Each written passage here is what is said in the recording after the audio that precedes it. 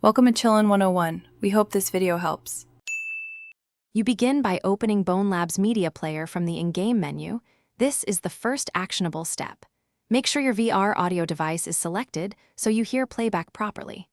Once done, import a track by dragging it into the player or tapping Browse to pick a file. You want volume around 60–80% to avoid clipping. This prevents distortion and keeps spatial audio cues accurate. While the file loads, confirm sample rate compatibility so playback starts reliably. You now handle playback and timing. Press play or pause and use the scrubber to jump precisely. Adjust playback speed when you need slower or faster cues. This is handy for practice or testing. Once done, enable loop or create a playlist to maintain continuous audio without manual restarts. Make sure to set markers and align the start time to in-scene events so sound matches actions. This improves immersion and debugging. Then test playback in the scene to confirm sync and spatial positioning. You finish by saving playlists and player settings so your configuration persists across sessions.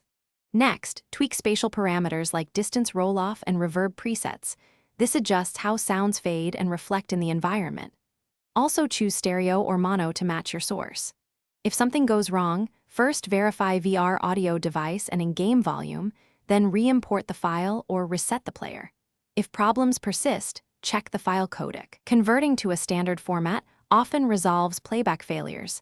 This step usually fixes most issues. Thanks for watching.